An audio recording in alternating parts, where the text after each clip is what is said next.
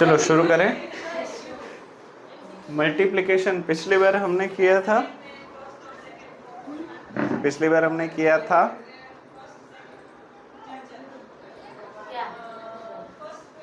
याद है?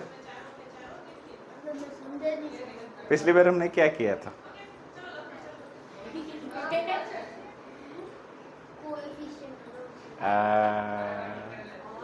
पिछली बार हमने वो किया था, addition of monomial and addition of binomial, subtraction and addition of algebra. याद है? वो सेम सरनेम हो तो ऐड कर सकते हैं, मम्मी पापा मामा मामा चाचा।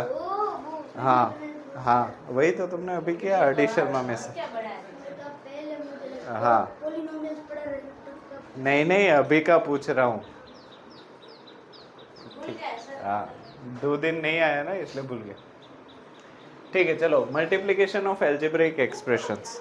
तुम ये जानते हो मोनोमियल, बाइनोमियल, ट्राइनोमियल क्या होते हैं, पॉलिनोमियल क्या होते हैं? मोनो मतलब जिसमें एक ही टर्म हो, बाइनो मतलब जिसमें 2 टर्म हो, ट्राइनो मतलब 3 टर्म हो, और पॉलिनोमियल मतलब 2 या 2 से ज़्यादा को पॉलिनोमियल कहते हैं। क्लियर है? तो अभी दोनों के बीच में मल्टीप्लिकेशन अगर मैं करना चाहूँ, मोनोमियल यानी कि एक टर्म वाले का मोनोमियल एक टर्म के साथ, तो यहाँ पे 2 मोनोमियल को अगर मैं मल्टीप्लाई करूँ तो क्या मैं ऐसे लिख सकता हूँ 5x मल्टीप्लाई 3y, और बीच में मामा है तो सरनेम से कोई लेना देना नहीं है, तो इसका आंसर तो तुम आंख बंद करके भी बता सकते हो, क्या होगा? हाँ, कांस्टेंट का कांस्टेंट के साथ, यानी कि 5 3 ज़ा 15, और वेरिएबल का वेरिएबल के साथ x y। अच्छा, उसी तरीके से 3 मोनोमियल, 1 2 3 मोनोमियल का मल्टीप्लिकेशन भी सेम तरीके से करें। 2 5 ज़ा 10, 10 4 ज़ा 40, x y z। तो ये हो गया 40 x y z। यहाँ तक चीज़ें सही जा रही है? ओके। दूसरा है मोनोमियल का पॉलिनोमियल के साथ। यहाँ पे पॉली मतलब कुछ भी हो सकता है, हम लेते हैं मोनोमियल बाय बाइनोमियल, एक टर्म का 2 टर्म के साथ मल्टीप्लिकेशन।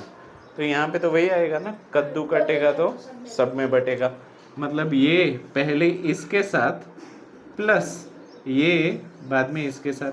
तो इसका आंसर तुम मुझे बता सकते हो? 3 5 ज़ा 15x y, 3 2 ज़ा 6x, ये हो जाएगा 6x। हो गया? चलो, in the same way monomial एक टर्म का ट्राइनोमियल 3 टर्म के साथ, तो यहाँ पे भी कद्दू कटेगा 3 बार बटेगा, तो यहाँ पे पहले यहाँ, बाद में यहाँ, बाद में यहाँ। चलो सिंप्लीफिकेशन करवाते जाओ। 3 देखो, 3 4 ज़ा 12p क्यूब प्लस 3 5 ज़ा p square 15 p square plus 3 7 ज़ा 21 p। सही है? ओके। नेक्स्ट, पॉलिनोमियल का पॉलिनोमियल के साथ, मतलब 2 या 2 से ज़्यादा का 2 या 2 से ज़्यादा के साथ। तो सबसे पहले बाइनोमियल मतलब 2 टर्म वाले का बाइनोमियल 2 टर्म के साथ। तो इसका याद है? डबल डिस्ट्रीब्यूशन, मतलब हमें 3a को पूरा बक्सा दे देना है और बाद में 4b को भी पूरा बक्सा दे देना है। तो इसका सॉल्यूशन मैं यहाँ पे लिख रहा हूँ, 3a और पूरा ब्रैकेट यानी कि 2a plus 3b plus 4b और पूरा ब्रैकेट यानी कि 2a प्लस 3b। बाद में सिंगल डिस्ट्रीब्यूशन, कद्दू कटेगा सब में बटेगा, ये यहाँ पे, ये यहाँ पे, ये यहाँ, ये यहाँ। 3 2 ज़ा a स्क्वायर प्लस 3 3 ज़ा 9ab प्लस 4 2 ज़ा 8ab। सही है? प्लस 4 3 ज़ा 12b स्क्वायर।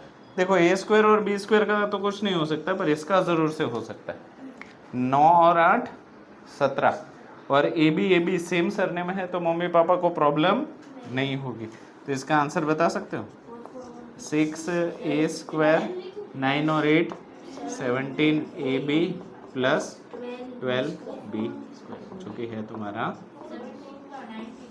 उसी तरीके से बाइनोमियल का ट्राइनोमियल के साथ भी तुम कर सकते हो, इसका पूरे इसके साथ प्लस इसका पूरे इसके साथ, बाद में ट्रिपल डिस्ट्रीब्यूशन।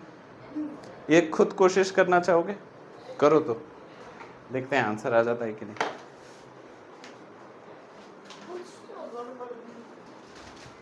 चलो example 3, complete the table. Length का कॉलम दिया है, ब्रेड्थ का कॉलम दिया है। अगर और ध्यान से देखो तो पता चलेगा ये मोनोमियल है और ये भी मोनोमियल है। तो मोनोमियल का मोनोमियल के साथ मल्टीप्लिकेशन करना है, एरिया ढूंढना है। और अगर ये रेक्टेंगल है तो एरिया का फॉर्मूला लेंथ इंटू ब्रेड्थ। तो एरिया और कुछ नहीं है, लेंथ इंटू ब्रेड्थ ही है। तो हर किसी के लिए मल्टीप्लाई करके 2 मिनट में बता दो इसका जवाब क्या आएगा। 3 5 जा 15 x y x y। चलो 9 4 जा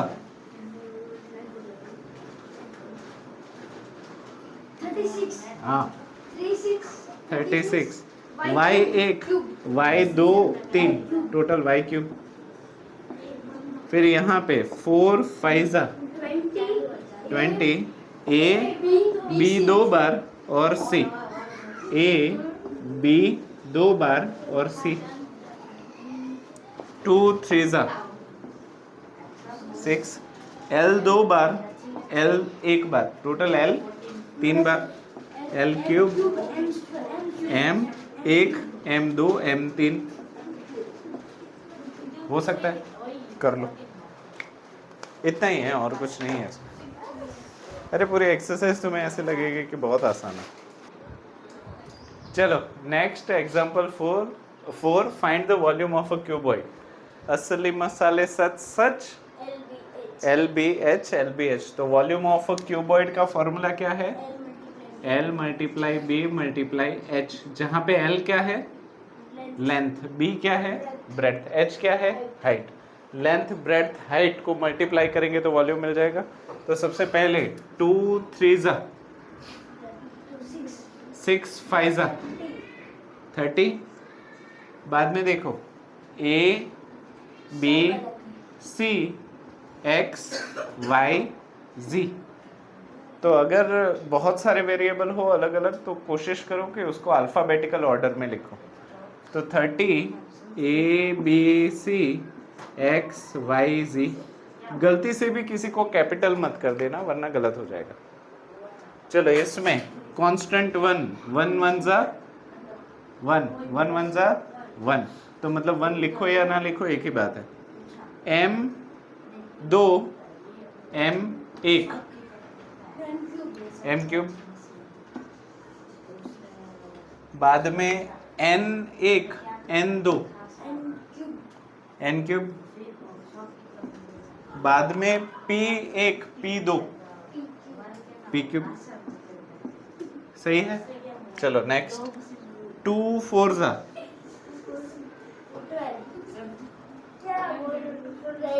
8 8 जा 64। ठीक है। Q 1 बार, Q 2 बार, Q 3 बार, Q पावर 6 जो कि है तुम्हारा आंसर। हो सकता है। तो इसके बाद एक्सरसाइज है सेम इसी कॉन्सेप्ट पे। मैं चाहता हूँ तुम खुद से कोशिश करो। एक्सरसाइज 8.2 पहले ये लिख लो, उसके बाद वो ट्राई करो।